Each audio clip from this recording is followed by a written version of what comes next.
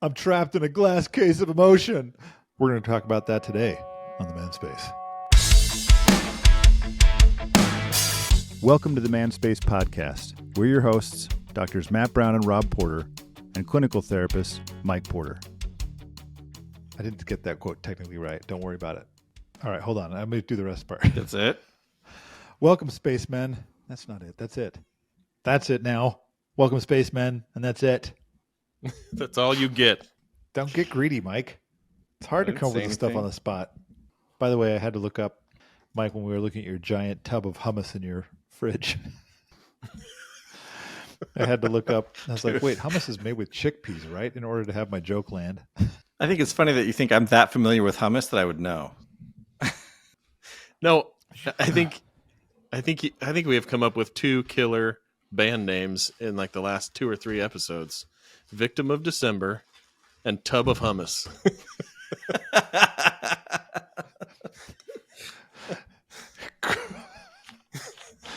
I was just my friend just I've seen this band and I've listened to like a song or two, but my friend just told me to listen to a band called Hot Mulligan, which I love it. It sounds like a new name for like a turd. Oh, I just took a hot mulligan. And I'm forgetting now golf terms. Mulligan is like when you redo a shot, right? Mm-hmm. Yeah. Yeah. Which or all I if ever you're hear when I watching hear 50 that, First Dates, it's a molokai. Yeah, that's what I hear every time. Nope. I'll take a I'm gonna molokai. take a molokai on that one. Oh, so this is interesting. Today, spacemen, we're talking about barriers to intimacy, and man, I feel like I've been as this is usual for me. I feel like I've been explaining this a lot to people in all its forms. I don't know what we're going to get into today in terms of like opening up, connecting emotionally, sexually. This has come up a bunch. So I'm very curious, Matt, when you say you posted a short and the reactions you got. Yeah. What did you get? Well, okay, so let me just go to our YouTube channel, folks. Watch the video and many others. On YouTube? Not Instagram? Yeah. Oh. It was an Instagram or a TikTok that I did, but I put it on the YouTube channel. But these are comments on the YouTube short. Basically, the premise of the video is like intimacy by definition is being able to show yourself fully to your partner, right? Or to whoever we're talking about that you're being intimate with. And I would add like being able to see them fully too. But it's interesting how just saying that for a lot of guys automatically translates to you need to be emotional. I'm like, well, not necessarily, right? Like what I'm saying is show yourself as you are. But what I said was a lot of us guys don't really know ourselves on some deeper levels, or if we do, we just haven't. We've had bad experiences, maybe showing those parts of ourselves or talking to other people about it. Right? Maybe it's been like dismissed or made fun of or disapproved of or whatever, right? Or led to a fight. So until you know yourself, you can't really show yourself, basically. And so my point was like, get to know yourself. But I think for a lot of guys that translates to like, well, you're telling me I need to be emotional. And the irony of some of the comments was kind of like I was saying, it was like, yeah, that was an intimate comment, man. Good. Like you told me something about yourself.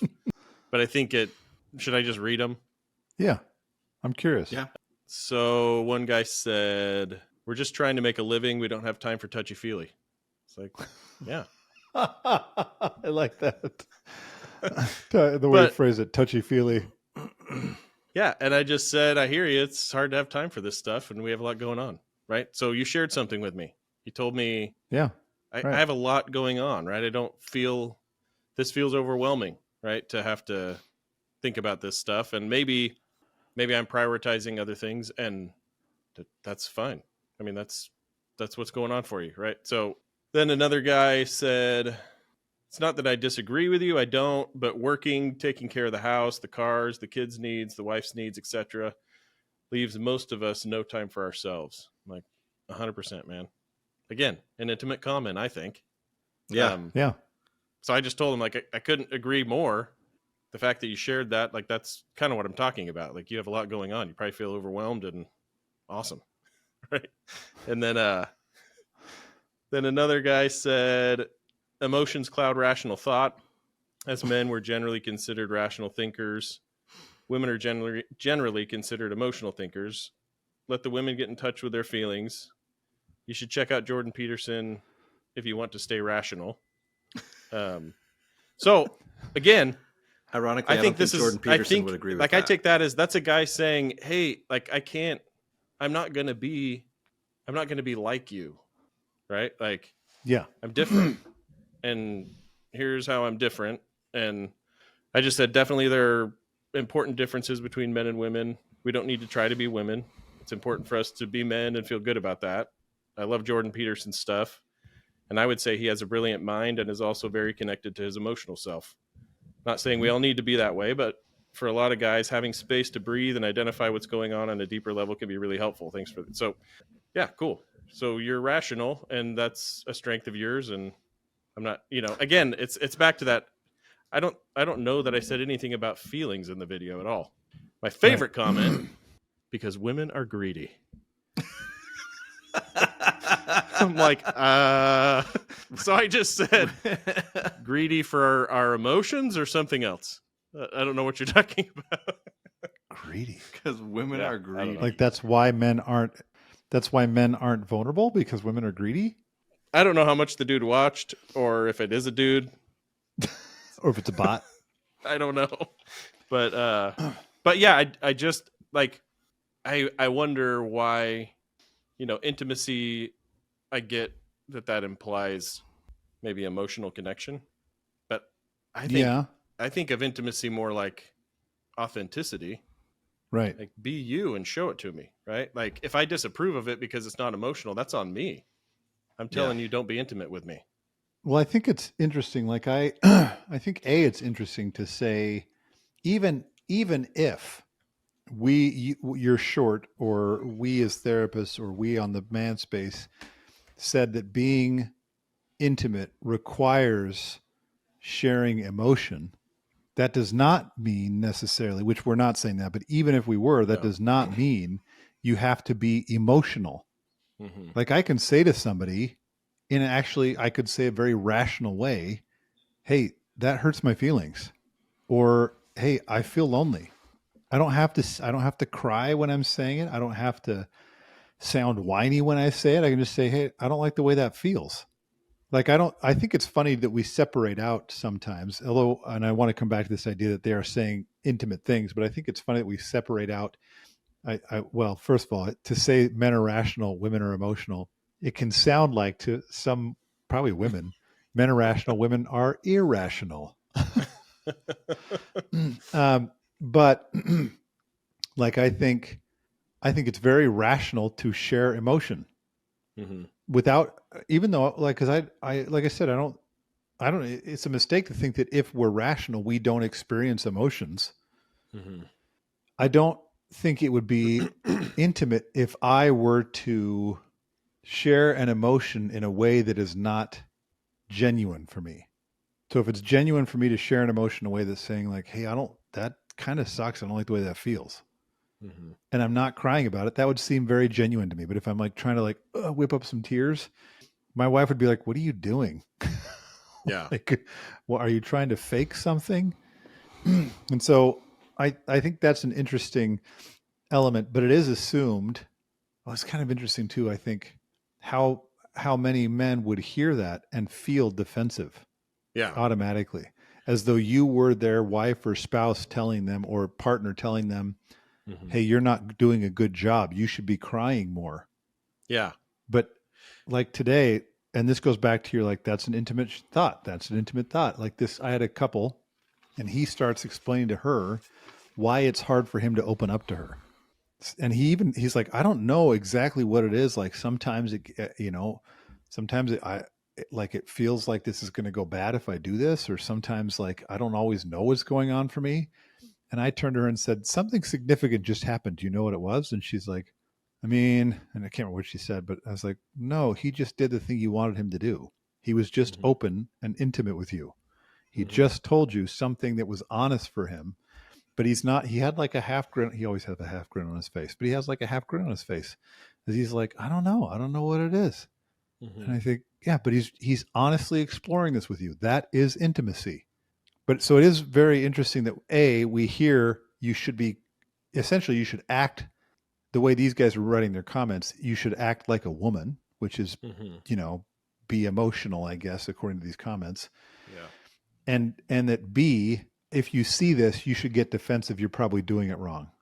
And it made me laugh because at least two of them then you're saying said, I'm just trying to make a living. And I thought, oh, I promise you they've heard this from their partner or spouse. Like, you're not connecting enough with me. It's like, well, what do you want me to do? I'm doing this for you. Yeah. Well, and their spouse has probably used the word intimate. We're not emotionally intimate enough. Right. And so then when you come and say, hey, there's these barriers to intimacy, they immediately hear their spouse saying, you're not emotionally intimate enough with me. We can't just be physically intimate. We have to be emotionally intimate too. Yeah. It's also interesting if you at least as of right now, who knows when this actually comes out. I have this titled Barriers to Intimacy. What's interesting is men will probably read that and think ways I'm screwing up because my wife's emotionally intimate. Apparently I'm not. Yeah. Fascinating. Yeah. And I think hopefully what we'll get to is like, you're not intimate for somebody else. Like being able to completely be yourself around somebody and regardless of how they respond, still be yourself is one of the most freeing things we can experience in relationships. And I think that's more why I think this is valuable. It's not because we're trying to help men just get better at responding to requests. Like that'll happen, I think, by extension. Like, sure. Yeah, I'm sure your partner will be on some, well, I'll say this, I'm sure your partner will be on some level more, feel closer to you as a result of this, but will also struggle to accept all of you. But that can't be your reason for saying like, well, then that part of me shouldn't exist in this relationship. And I'm going to go like either cut myself off from it or experience it somewhere else that threatens our relationship. But again, like we said last time, if you're not the person who shares that and speaks up for it and says why it matters to you, then who else is going to do it?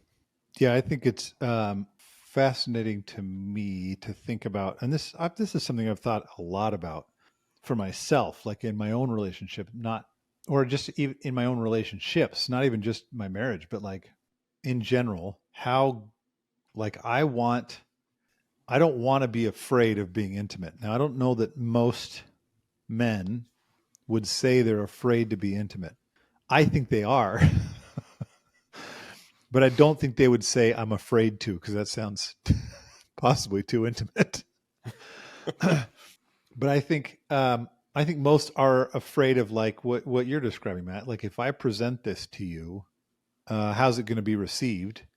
And like if it's rejected by you, then well, it's too late now. Like if I showed you something that is intimate to me and really presented myself honestly, and it gets rejected, then now what? So I think it is like, well, I don't want to bother sharing that. And I do think like the woman I'm talking about today, this happened lots of times where I can see the male being intimate, sharing something that he does not normally share, that is a part of like his thinking process or even his feeling process, even if he's not expressing an emotion. And I usually have to point out to the female, and this is probably why men get defensive like this, that he is being intimate. He's just not crying like you just were. When you said, I feel sad and lonely, and you were sharing this emotion with him, he's not doing that back. So you think he's not being intimate. Because I guess it feels, and I think it probably feels like that. Like you never cry in front of me. And I do think it's kind of funny when men say be emotional, I think usually that sounds to me only like, are you crying or not? Because we have like, how are you supposed to see if someone's being emotional? Well, I can see you crying. So I think a lot of men, it's like, no, I'm not going to cry. I don't expect you to cry. I just expect you to be honest. To me, intimacy means honest. I'm being honest. Yeah. I think it's fascinating, I guess, that there's kickback on it.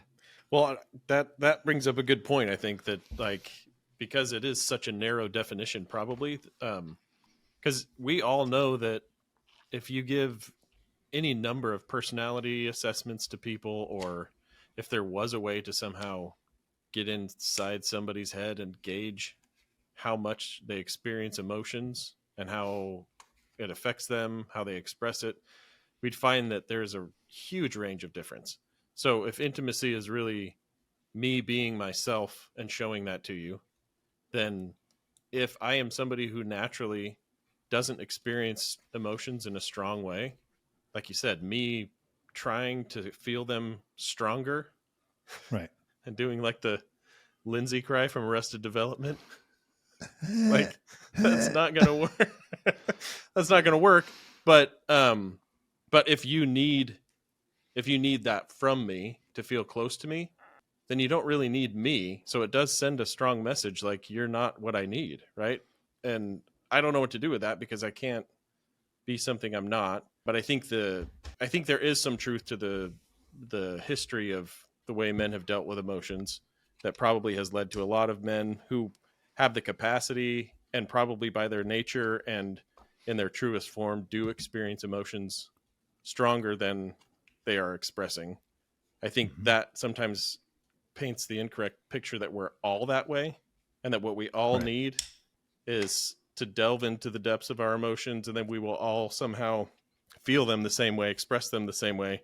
And that's just not true. Like there are men who don't experience emotion the same way as other men, right? Like, Right. and it's not because they've been told they can't express it. It's like, no, I just don't.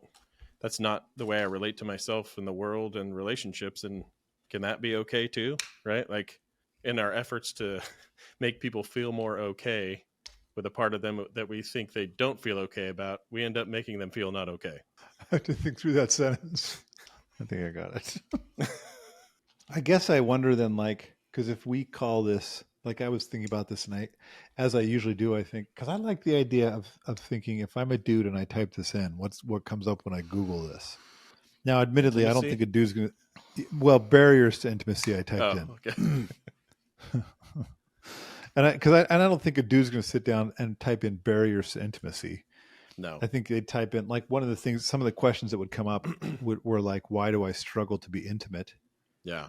And these weren't, it was funny. Almost every answer, every time, no matter how you phrased it, all the answers were like, probably because you experienced physical or sexual abuse growing up. And I was like, well, that's interesting. I guess they're speaking in that context, maybe only of sexual intimacy. And even then I thought, well, that's a stretch that someone, the only reason someone would struggle to be sexually intimate is because there's been, some type of physical or sexual violence. I feel like that's not the only reason. There's a number of reasons why people struggle with this, but it does go back to that kind of linear thinking, which is if you have a problem, it's probably locked inside your head somewhere instead of looking at dynamics between people. Mm-hmm. So if I look at this, because I listened to your responses and it makes me think, all right, so if I had to say, based on these responses, what are some things that are barriers, quote unquote, like what stops us from being able to be intimate? I mean, I have some answers in my head that are not related to those comments, but I'm curious from either of you, like based on those comments, what do you think they would say? This is what stops me from being intimate. Well, I mean, we could say a misunderstanding of what it means to be intimate, but then what else? Mm-hmm. I think like listening to him, and I don't know, it's kind of a thought I've had running. There's like, yes, I think scheduling and stuff like that really can make a difference, right? Like it requires energy to be intimate on any level. And if you've just put in a really long day and you've just had to give and give, right, then I think, sure, you may hit the end of the day and your wife just wants you to like open up and you're just like, no, I just want to sit on the couch and watch a show and not think. Like that's my whole goal right now. I don't want to think about me. I don't want to think about the kids. I don't want to think about the house, my job, anything. I just want to sit here and just don't talk to me for, however long. And so there is that. But then listening to it, there's still like in all of the comments, I thought, yeah, they still have this negative association with intimacy as though it's some kind of weakness, right? All the guys that are like, and I've sat across from lots of them like, well, I'm not going to like sit and cry all day. I'm like, I'm not asking you to cry all day, the funny thing is, inevitably, they end up crying in my office, right? Like at some point, they start crying, and I'm like, Which I had a client, a teenage girl actually, who hated that she cried all the time. And I said, well, start thinking about crying differently. And she goes, what do you mean? I said, you view it as a weakness. And I said, viewed as an emotional outlet. She says, what? And I was like, your body is too stressed. And so it's letting itself calm by crying. Like, start viewing it that way. It's not, has nothing to do with your inability to manage your emotions. It's just your body has too much, and that's its chosen outlet. Like, some people have different outlets. Yours is crying. And it helped, but it was one of those where I think there's still those negative connotations with these things. And as long as those remain, they're gonna, as long as it's viewed as a weakness to do this, to express that emotion, even if it's just inside their own head, they're out. They're not. Yeah. Like that's going to keep it right there. Matt? Yes. No, I was thinking about, I guess sometimes the reactivity, like you're saying, is because there's more behind it, right? Like these guys you're talking about might say, I don't feel this. I don't have anything to share necessarily. I'm not going to cry. I'm not going to, but then maybe they end up doing that, right? I think that will be true for a lot of guys. And then I think there are some that just won't be the case. I'm thinking specifically, I know like we and engineers themselves oftentimes put themselves in like their own category when it comes to relationships, right? Yeah. But I do think it is, in a lot of ways, it's a very unique way of looking at the world and relationships. And I think, so I want to come back to those guys. First, I want to start with what you're talking about, Mike. Like, I think that like the quickest way through barriers to intimacy, which are probably like, if I share this with you, like the barrier would be one, if I start to talk about this, nothing good is going to happen, right? Like either I don't really know what's going on for me, or I've been holding it back because I can't show it, or there's not space for it because I'm paying attention to the complaints that maybe my partner is saying about their day. And so I'm not going to put my complaints out there, right? Like a lot of the guys that I researched way back with like parenting stress and families with special needs and things like that would say things like that. Like, I don't talk to my wife about it because she's already got enough going on. Right. Don't want to burden her. So I think two barriers that come to mind with that are, if I share it, it's going to be maybe like one upped, or I'm going to be called selfish, or I'm going to be called lazy, or I'll be told to man up or something like that, because our situation is such that we're all struggling. So instead of sharing it, I will keep it in and check out more and more. Right. The other, I think, is a really common erroneous belief that a lot of us men have, that the act of sharing our stress with our partner is going to be a burden. I think we're interpreting that more through our lens, because we tend to view problems as something to shoulder, and put in our backpack and figure out. But I think a lot of the women in our lives look at it as, that's how things become smoother, is when I know what you're struggling with, right? I don't take it on as mine, right? I feel like I can walk with you. Whereas if I don't know what's going on for you, I'm prone to interpret it in really negative ways or feel distance.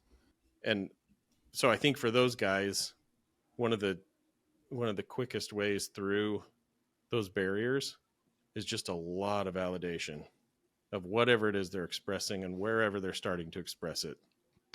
Meaning like their partner should be validating as much as they can. They could, right? I'm thinking more as a therapist, but yes, partner saying like, even like I can't think about that right now, right? That is somebody telling you I have so much in my mind right now, and I'm feeling so tense and so overwhelmed that that's the best I got, right? So if that's met with like, yeah, that sucks. I know you had this, and this today, Yeah. That's got to be really hard, right? That might be met with, yeah, it was really tough, and and then, yeah, I can tell, and just like short Yeah. little validating statements, I think helps that guy to say, okay, I can start to put this down. But then, like we've said before, as soon as I put it down, I'm going to feel like, and this has happened for us as therapists a lot, right? As soon as we get into that validated kind of open space, for a lot of guys, that's super unfamiliar. So they're like, yeah, well, anyway, I got it and I'm good, right? And they'll kind of back up. And that's just where that guy's at, right? And I think we just need a lot of validation to get past some of those barriers. That's not to say there's another issue, I think, with kind of more like maybe the engineer-minded guy that I think presents barriers that maybe should be dealt with differently. But I don't know. What do you guys think about that? Like kind of as I guess those barriers and then the role of validation. I think it's interesting. Like, one of the things I think about when I think about this, like if I think systemically about this, then I think, yeah, a lot of the dudes who are responding, that's why I say, I bet you they've heard this before, is because I think they've tried and they were rejected. And so it feels like, well, I'm not going to do that again if it just feels rejecting. Mm-hmm. And so when you say the validation piece, I think it's helpful in two ways. Going back to that idea of saying, stand up for yourself, but don't make a big deal out of it. I think one of the things I'll do, like this morning, I worked with somebody and the female was kind of like validating, I'd say over validating what the dude was feeling, like just going deeper and getting really soft in her tone and kind of tearing up. And I was kind of watching, I was like, well, this isn't landing. And she's like, does it feel kind of like that? And he goes, the overeager no. Validator.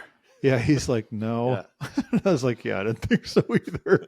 Like, cause in the end, I think you have to kind of ease into those waters a little bit. If you're if you're the partner validating, to say, yeah, that sucks, man.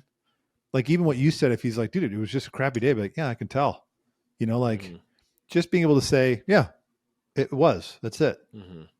And not having to take some sort of ownership for it or expand it bigger, just moving slowly into it to say, yeah, that sucks.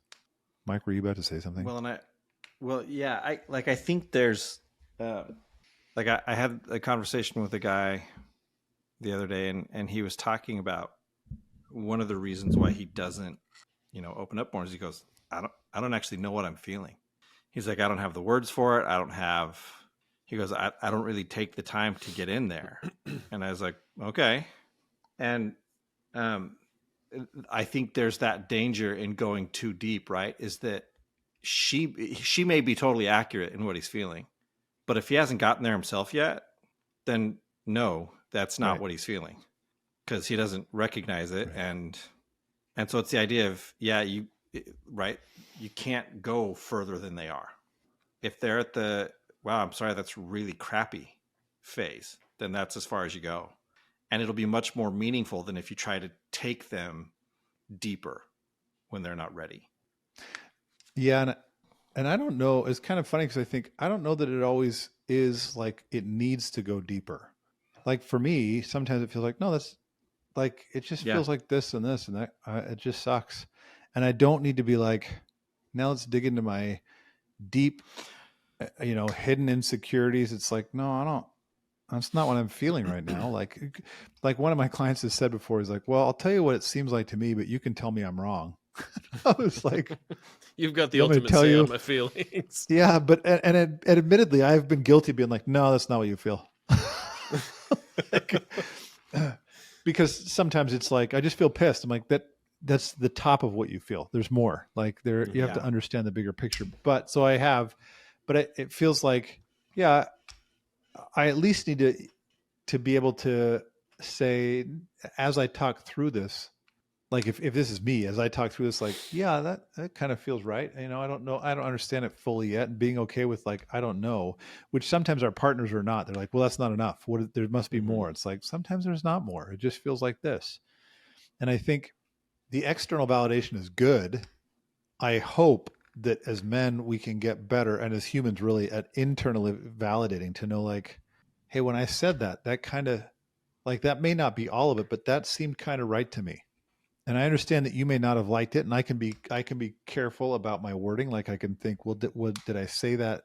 Did I describe what I was trying to in a way that was not offensive or whatever? But I do think it matters to say, I understand you didn't like that, but this is what I felt, because then that matters a lot to know. If no one else is going to validate you, at least you can hold on to this thing that says, no, that feels like it fits for me, at least for right now. And I think that phrasing too is key. Like, and Mike, this gets to your idea too, that you could go deeper. We may not always, but at least right now, this is where I am. And I think there's a movement for the partner of like, how do I move into this with you? Although I think for some, and this has been my aversion to intimacy has never really been, maybe, like I think I've said this in a previous episode, it could be that as I go further down the road that I would fear rejection.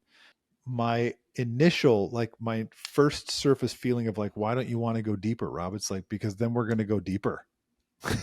It's like, it doesn't, we're going to have to get more close. I don't know. That freaks me out even more. And if you say, is it because you're worried I'll reject you? I'm like, I don't know. Like one of my friends said this, he's like, I know you're worried that I'll reject you. It's like, no, I don't think you would logically. It just feels like then we'll get even deeper. And what are we going to spoon after that? Like all things that I think are, some of those barriers. I think we do have standard kind of generic male, that's weakness, or that's a woman thing to do or whatever. Mm-hmm. But I think there are a lot of things that we experience that, Mike, you're saying, and Matt, maybe you're saying a little bit too, is like, I don't know exactly what that feeling is. I just know it doesn't feel good. But I think we skim over that idea that is intimate to say, I don't know what that is. It just doesn't feel good. Yeah. You are saying, I'm trying, and this goes back to the burden thing too. I will often say to couples, like, if you think you're going to burden them by sharing your load, you're actually now burdening them twice, because they know you were carrying a load, and that's already burdening them because they can see it and they care about you. And then it burdens them more because they want to be able to carry it with you, but it feels to them like you don't care enough or trust them enough to let them carry it with you. So it only amplifies the problem. You're not sparing anybody anything. So it does matter to be able to say, even if all you say is, this freaking sucks. And I think, cool.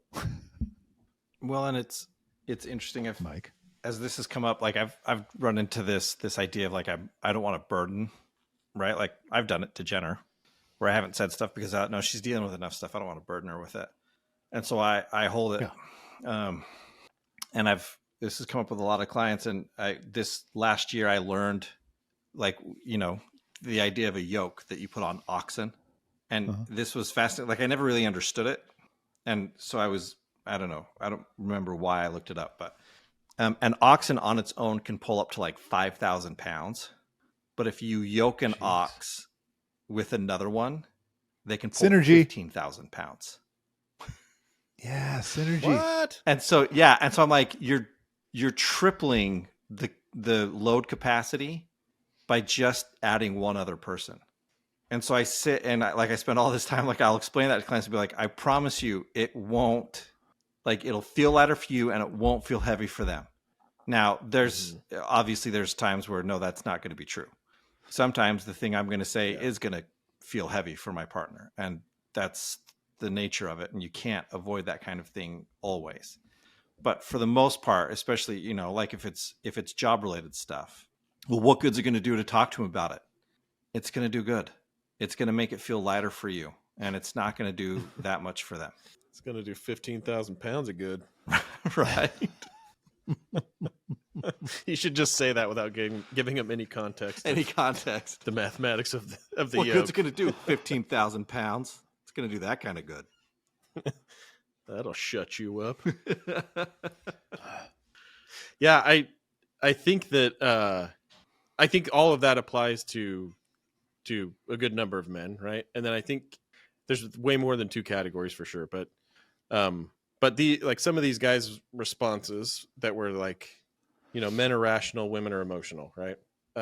So I'm not going to do that, right? I think there will be some guys that say things like that maybe feel some sort of like aversion to anything that we've classified as feminine, right? And really want to kind of solidify their masculine identity. But I don't think that is a safe assumption for all guys. And I think too often we do that. I think there are guys, and again, I'll say engineers, but for all you engineer listeners, I know this isn't a true statement about every engineer, right? Like, and there are probably scientists and other people that like just the way your mind works is different in terms of emotion, right?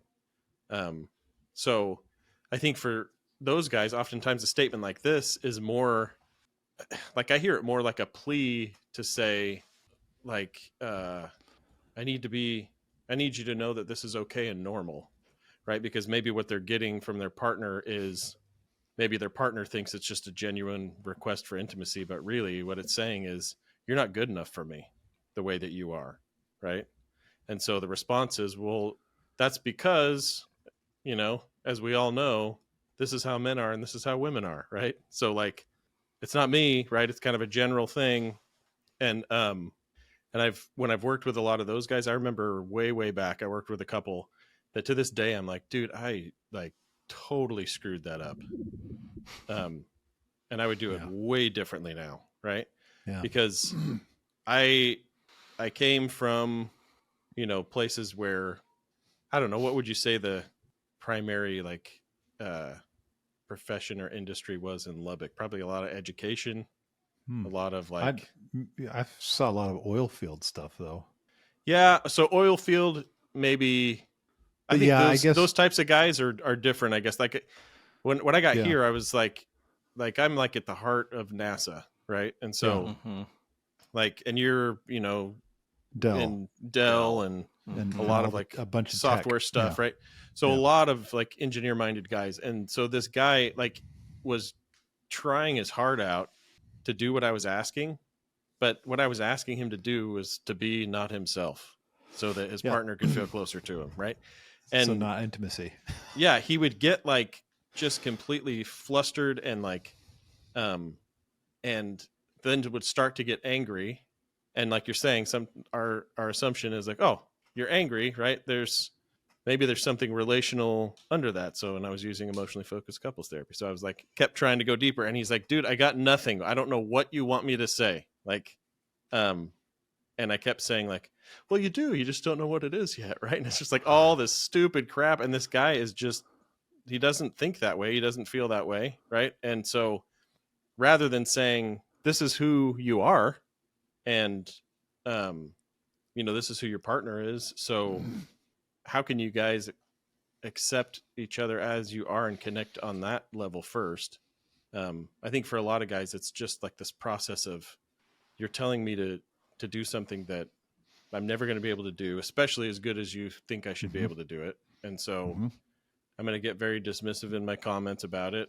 I'm going to speak in like generalities about men and women. I'm going to make big, broad, kind of absolute statements about things. And basically it's interesting if you listen to those types of comments, like the main message is accept it, accept it, accept it, right? This is the way it is.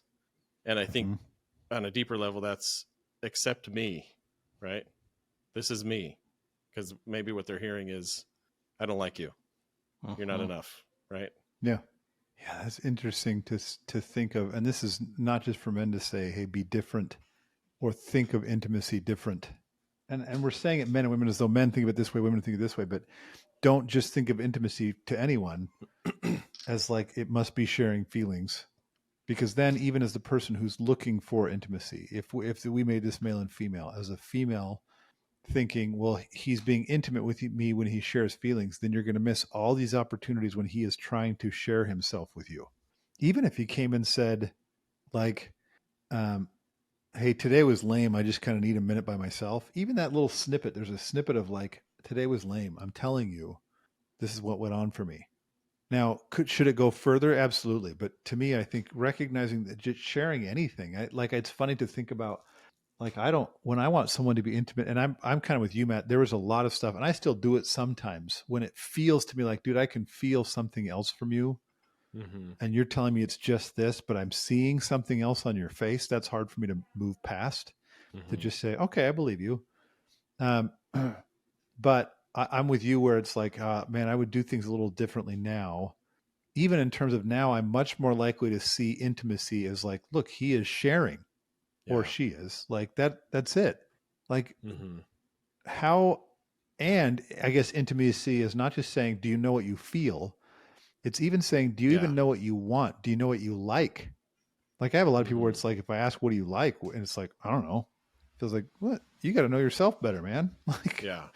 you got to figure out what you even like. So then you can Mm-hmm. say, well, I like this.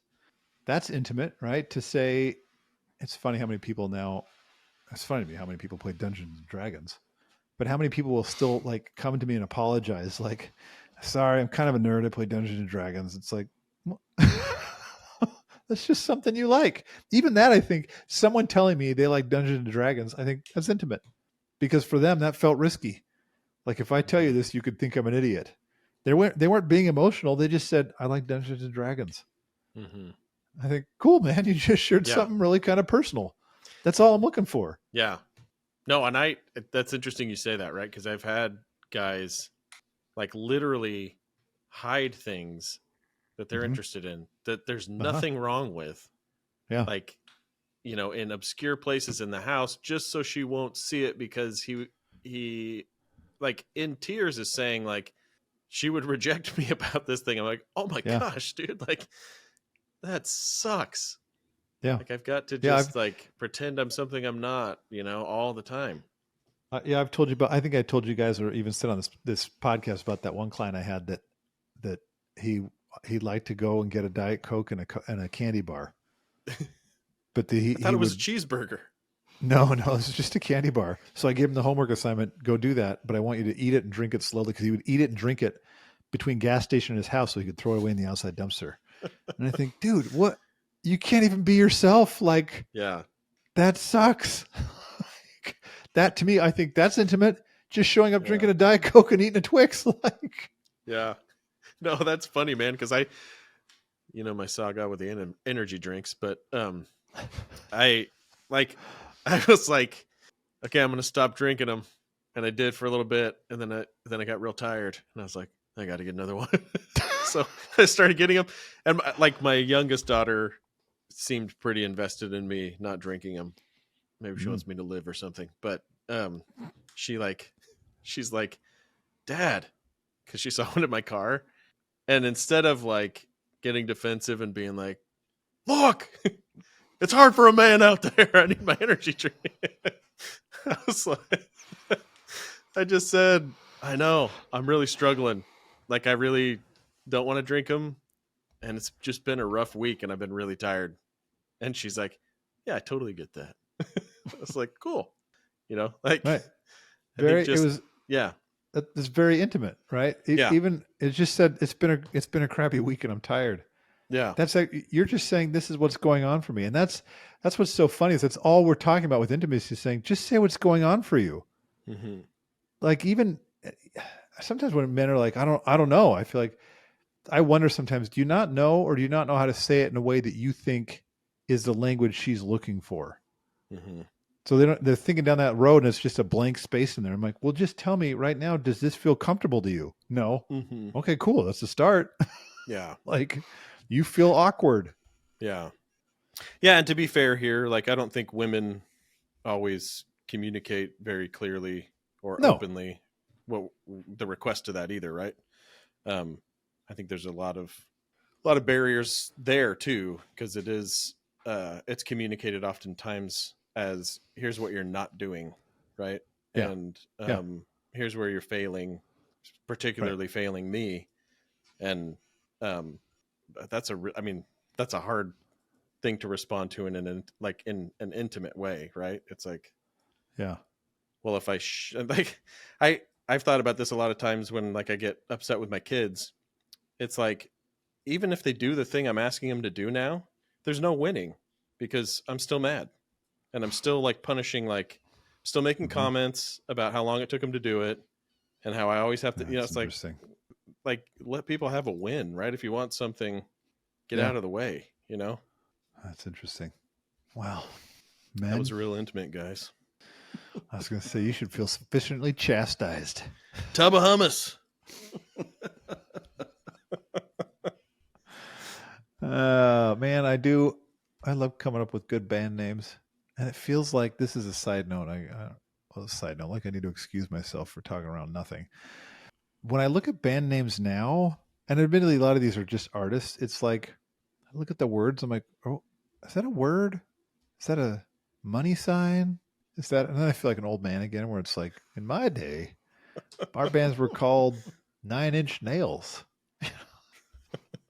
But that sounds a lot like Hot Mulligan or Tub of Hummus. Remember Pools of Clay? Or Toad the Wet Sprocket? Whatever the crap that is. I was going to say you cut out, so I don't know if you said this. Or my all-time favorite, the Butthole Surfers. Oh, yeah. Who came up with that? I was going to say real quick before we wrap her up. Oh, yeah. So I'll say this first and then tell the story. So, Spaceman, watch out for Man Nuggets. Man Nuggets. Man Nugget Mondays are coming in January, probably the second. I don't know. I guess we could do it on New Year's Day.